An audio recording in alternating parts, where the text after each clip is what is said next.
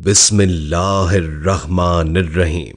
शुरू अल्लाह के नाम से करते हैं जो हमारी शहरत से भी ज्यादा करीब है। आज हम आपकी खिदमत में हमेशा ही की तरह एक दिलचस्प और सबक आमोज वीडियो लेकर आए हैं। किस्सा जो हम आज बयान करेंगे खलीफा हारून रशीद और एक फकीर के बारे में है। मुहद्दिस इब्न जोजी एक दफा फरमाते हैं कि एक दफा मुझे मजदूर चाहिए था तो मैं मजदूर लेने बगदाद चला गया। बगदाद की सड़कों पर मजदूर बैठे हुए थे। मुहद्दिस इब्न जोजी कहते हैं कि जब मैं मजदूरों से बात करने आगे बढ़ा तो मेरी नजर एक कमजोर नौजवान पर पड़ी। उस नौजवान के चेहरे पर तकवा का नूर था। मैंने उस नौजवान से पूछा कि बेटे क्या मजदूरी करोगे? वो नौजवान कहने लगा, क्यों नहीं करेंगे, हम मजदूरी करने के लिए ही तो पैदा हुए हैं। आप बताएं आपको मुझसे क्या मजदूरी करवानी है? आप कहते हैं कि मैंने कहा मट्टी का काम है। उस नौजवान मजदूर ने कहा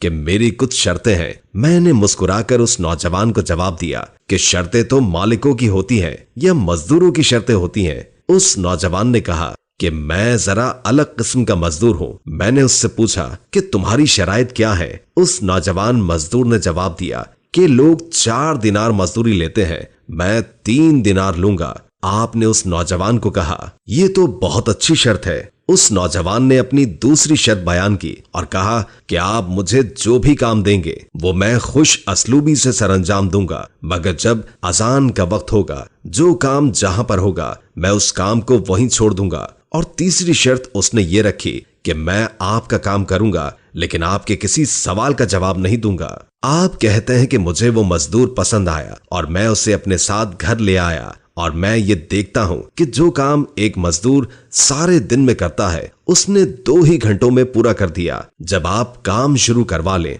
तो छोटे बड़े काम निकलते ही रहते हैं। जब मैंने उस नौजवान को दूसरे काम करने को कहा तो वो काम भी सरअंजाम देने लगा और जब ज़ोहर का वक्त हुआ तो उसने बुनियाद से मट्टी निकाली हुई थी और वहीं पर गुजरने का रास्ता भी था। वो नौजवान ज़ोहर की नमाज के लिए जाने लगा तो मेरे बेटे ने कहा, तुम नमाज पढ़ने चले जाना लेकिन इससे पहले ये रास्ता तो सही कर जाओ। उस नौजवान ने मेरे बेटे को चुप होने का कहा और कहा कि मेरा जो वादा तुम्हारे वालिद से हुआ था, मैंने कहा था कि जब आजान हो जाएगी तो मैं किसी की नहीं सुनूंगा, सिर्फ अल्लाह की सुनूंगा। आप कहते हैं कि वो अपना काम वहीं छोड़कर चला गया और जब दोपहर का वक्त हुआ तो मैंने उसको कहा कि खाना खा लो। उस नौजवान ने जवाब दिया, मैंने रोजा रखा हुआ है। जब शाम का वक्त हुआ तो मैंने उससे पूछा कि तुम्हारा नाम क्या है? उस नौजवान ने जवाब दिया कि मेरा आपसे वादा हुआ था कि मैं आपका काम करूंगा लेकिन किसी सवाल का जवाब नहीं दूंगा। मैंने उस नौजवान से पूछा कि कल तुम मुझे कहाँ मिलोगे, मैंने तुमसे कुछ काम करवाना है। तो वो नौजवान कहने लगा, आप पढ़े लिखे आदमी हैं, बताएं कि क्या कल तक आप जिंदा रहेंगे? मुझे तो इस बारे में नहीं मालूम, अगर है तो वादा कर लेते हैं। आप कहते हैं कि वो नौजवान ये कहकर चला गया। कल मैं उस नौजवान को लेने गया तो वहां मजदूरों में मुझे वो नजर नहीं आया। मैंने पूछा कि वो कहाँ है? जवाब मिला कि वो सिर्फ हफ्ते वाले दिन आता है। आपने पूछा वो क्यों? उन्होंने जवाब दिया कि वो कहता है 3 दिनार कम लेता हूं तो बाकी का हफ्ता मैं अल्लाह ताला की इबादत में और मोहम्मद सल्लल्लाहु अलैहि वसल्लम पर दुरूद पढ़ने पर गुजारता हूँ। आप फरमाते हैं कि मैंने सारा हफ्ता इंतजार में गुजारा और जब हफ्ते का वक्त आया तो मैं उसे दोबारा लेने गया और उसने उन्हीं शर्तों पर काम करवाया। तीसरे और चौथे हफ्ते तक भी उसी नौजवान से काम करवाया और जब उससे अगला हफ्ता उस नौजवान को लेने गया तो वो मुझे उस हफ्ते नजर नहीं आया। मैंने लोगों से पूछा कि वो किधर है? उन्होंने बताया कि वो सख्त बीमार है। आप कहते हैं कि मैंने उस नौजवान का पता मालूम किया और उसके घर पहुंच गया। जब मैं उसके घर गया तो कहने लगा, ए मुहद्दिस इब्न जोजी, अंदर आ जाओ, दरवाजा खुला है। मैंने उससे पूछा कि तुम्हें किसने बताया कि दरवाजे पर मैं हूँ? कहता है, गरीब ही गरीबों का पता लेते हैं, तुम अल्लाह वाले हो, मेरी तीमारदारी आपने ही करनी थी, किसी बड़े ने तो आकर नहीं करनी थी। आप कहते हैं कि जब मैं उसके पास जाकर बैठा तो उसे तेज बुखार था। वो कहने लगा कि हुजूर आप आ गए, मेरी छोटी सी मुश्किल है, क्या आप हल कर देंगे? मैंने कहा कि हाँ। उसने अपनी जेब में हाथ डाला और 3 दिनार निकाले और कहा, आज रात मैं इंतकाल कर जाऊंगा और ये दीनार तुम अपने पास रख लो और ये दीनार कल लेकर आना। जब दिन का उजाला हो जाए तो कफन दफन का बंदोबस्त कर देना। फिर उसने दूसरी जेब में हाथ डाला, उसमें एक हीरे की अंगूठी निकाली और कहा कि जब मुझे दफन कर दें तो असर के बाद बादशाह हारून रशीद सैर को निकलता है, आप उसे आवाज देना। जब वो आपकी आवाज न सुने तो उसे कहना कि तुम्हारी एक अमानत मेरे पास है, वो आपको बुलाएंगे तो ये अंगूठी उन्हें दे देना। बस ये मेरे वो 2 काम है, अल्लाह आपको जजा देंगे। आप कहते हैं कि मैंने उससे और बात करनी चाहिए। तो उस नौजवान ने हाथ बांध लिए और कहने लगा कि हुजूर, वक्त थोड़ा रह गया है, मुझे अपने अल्लाह से तन्हाई करने दें, मुझे अल्लाह से मुआफी मांगने दें। फेरिस्त बहुत लंबी है और वक्त बहुत थोड़ा है। मुहद्दिस इब्न जौजी फरमाते हैं कि मैं लौट कर आ गया, लोग सो गए, लेकिन मुझे सारी रात नींद न आई। उस नौजवान के जुमले मुझे सताते रहे।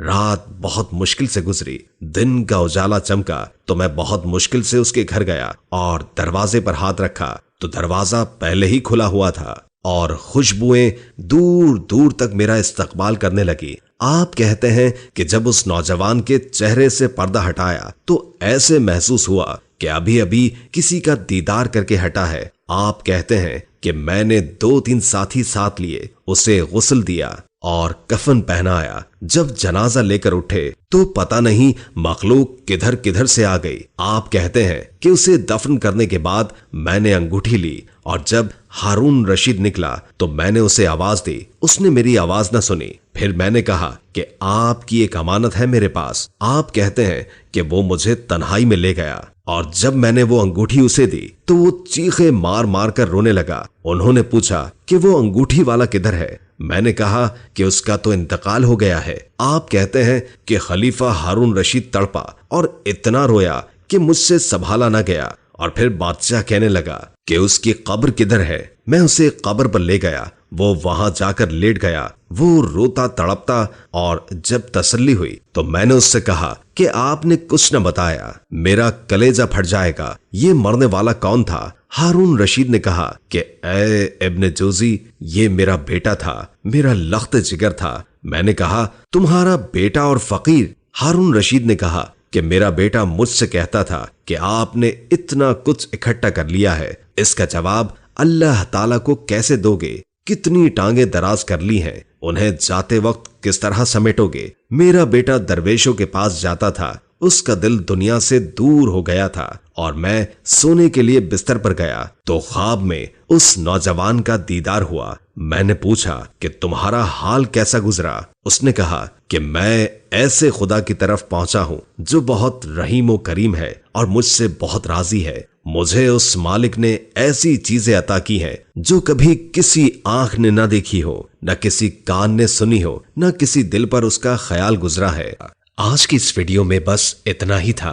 अगर आपको यह वीडियो पसंद आई तो कमेंट में माशा अल्लाह और सुभान अल्लाह जरूर लिखिए और मजीद इस्लामी वीडियो देखने के लिए हमारा प्यारा इस्लाम चैनल को सब्सक्राइब जरूर कर दें।